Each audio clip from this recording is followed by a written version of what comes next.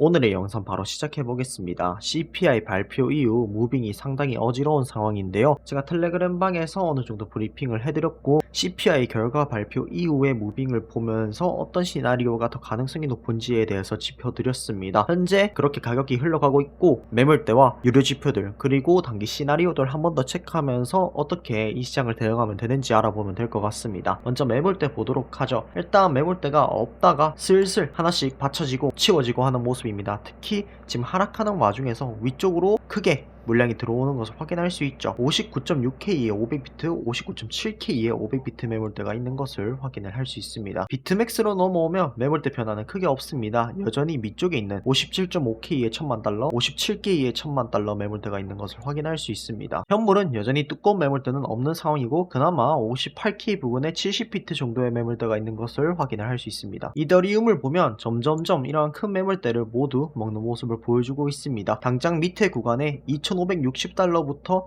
2530달러까지의 큰 이더리움 물량이 있기 때문에 이런 부분을 하락을 할 때 체크를 하는지 안 하는지를 보면 좋을 것 같습니다. 킹피셔 청산 맵 보도록 하죠. 위아래로 청산 물량이 많았는데 일단 위쪽은 약간만 해결해준 모습이고 밑쪽을 위주로 지금 청산 물량이 나오고 있는 것 같습니다. 두꺼운 청산 물량은 59K 부근에서 끝나기는 하는데요. 그 밑으로도 청산 물량이 계속해서 이어져서 있기 때문에 하락이 되었을 때 꼬리가 길게 달리면서 반등이 나오는 그런 모습을 확인을 할 수 있을 수도 있습니다. 다만 위쪽에 61.3K부터 63K까지도 무청산 물량이 있는데 이 부분이 하락을 하면서 해소가 되는지 안 되는지를 체크해보는 게 포인트가 될 수 있을 것 같습니다. 그리고 유동성 지표입니다. 일단 위의 부분을 조금만 체결을 하고 난 다음에 밑으로 유동성 물량을 체결하고 있는 모습입니다. 56K까지 유동성 물량이 이렇게 몰려있는 것을 확인할 수 있고요. 그 밑으로는 54K까지는 가야 된다는 거 확인할 수 있습니다. 높은 유동성 물량은 62K 부근에 있는데 이 부분을 꼭 터치한다는 건 아니라서 일단 이 밑에 구간을 어떻게 해소를 하는지를 먼저 보는 게 이번 매매에서는 굉장히 중요할 수 있을 것 같습니다. 자, 그러면 차트 보면서 단기 시나리오 보도록 하죠. 차트가 굉장히 애매해졌습니다. 현재로서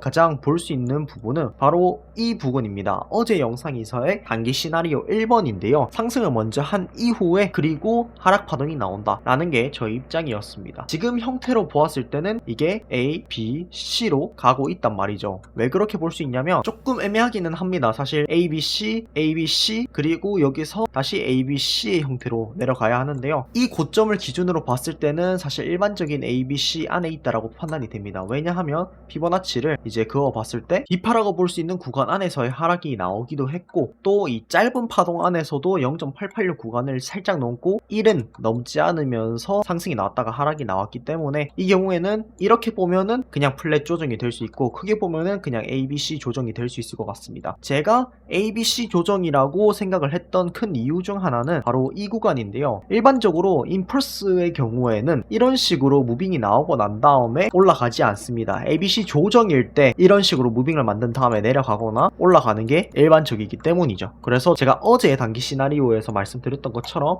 ABC 다음에 ABC 그리고 나서 여기서 A, B, C의 형태로 떨어지고 있다 라고 보는 것이었습니다. 이렇게 되었을 때 일단 어디서 하락이 멈출지가 상당히 중요할 것 같습니다. 일단 이렇게 밑에서부터 이어져 오는 추세선이 있는데요. 그렇기 때문에 이 하락이 58.8K나 한 6K 정도 부근에서는 반등이 나와주면서 어느 정도 삼각수렴의 형태를 만들면서 하락을 할 것인지 아니면 이 ABC 그리고 여기 ABC도 복합으로 WX가 나왔으니까 Y 파동도 복합적으로 이런 식으로 상승이 나왔다 다가 이런 구간에 저항 구간을 체크를 하면서 하락이 나오면서 마지막 파동이 마무리가 될지는 조금 더 지켜볼 필요가 있을 것 같습니다. 일단 여기서부터 사실 나스닥이 상승을 하는데 비트코인은 반대로 하락했기 때문에 어느 정도 방향성이 보여진다라고 생각이 됩니다. 만약에 여기서 상승을 하려면 개인적으로는 이 전체 파동을 이제 1파 이 조정 파동을 2파로 놓고 그 다음 파동을 이제 3파로 봐줘야 되는데요. 그랬을 때 문제가 되는 부분이 무엇이냐면 역시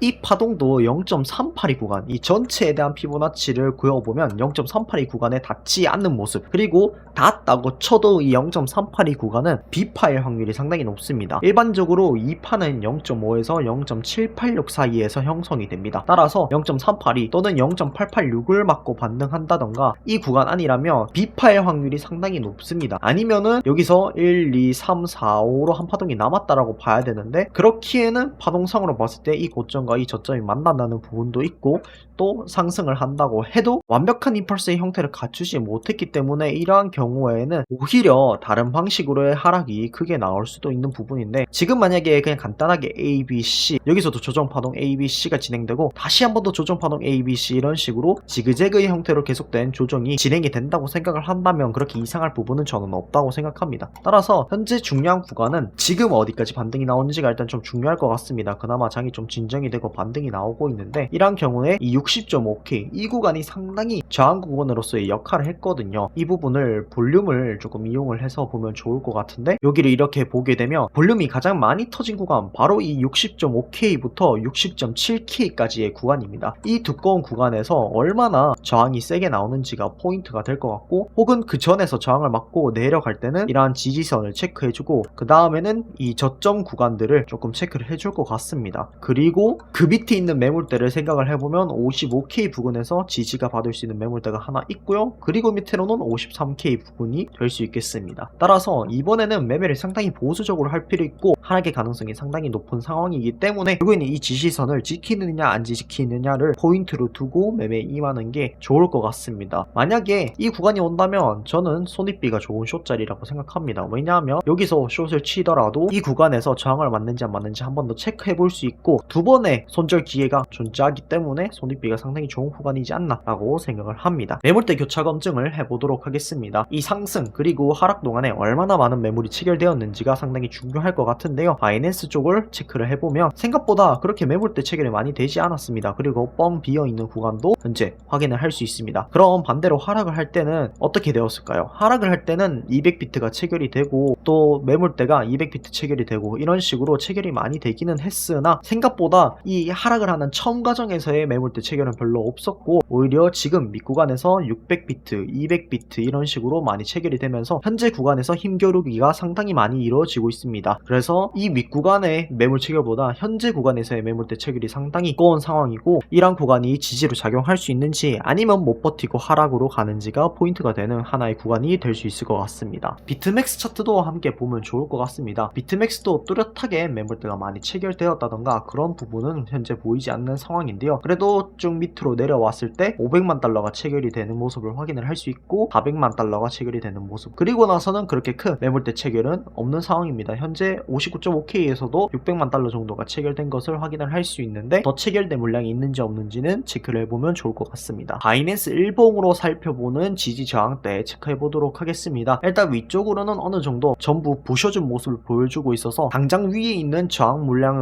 매물대라고 볼 수 있는 구간은 64.4K 구간이 되겠습니다. 다만 밑으로는 당장 57.5K 구간에서 버텨줄 구간이 있고, 이 구간이 뚫렸을 때는 55K 그리고 53K 구간이 있다는 사실, 이것을 통해서 확인을 할 수 있을 것 같습니다. CVD 파이어 차트 보도록 하겠습니다. 역시 매물대가 크게 들어와 있는 모습은 아닙니다. 그나마 62K에 1000만 달러 매물대가 있다는 것을 확인할 수 있고, 밑으로 내려갔을 때 여전히 55K에는 2000만 달러 정도의 매물대가 있는 것을 확인할 수 있습니다. 밑에 CVD 차트가 조금 재밌는데요. 100만 달러부터 1000만 달러까지의 매수가 상당히 많이 나와줬습니다. 그리고 10만 달러부터 100만 달러까지의 매수도 나왔다가 잠깐 떨어졌다가 다시 반등하는 모습이고요. 10,000 달러부터 10만 달러까지 매수도 조금 붙은 모습입니다. 그러나 나머지의 매수는 일어나지 않고 있고 전체적인 오도 자체가 줄어있다는 사실을 확인을 할 수 있어서, 이것이 개미들의 매수가 이어지면서 더더욱 상승으로 이어질 수 있을지, 아니면 상승을 할 때 페이크를 주고 개미들에게 고래들이 물량을 넘길지, 그 부분을 반등이 나올 때 중간중간 오르는 순간을 체크하면 그런 부분들이 보이기 때문에 CVD 데이터들을 잘 살펴보면 좋을 것 같습니다. 이상으로 오늘 영상 마치도록 하고 다음에 더 좋은 영상으로 찾아오도록 하겠습니다. 감사합니다.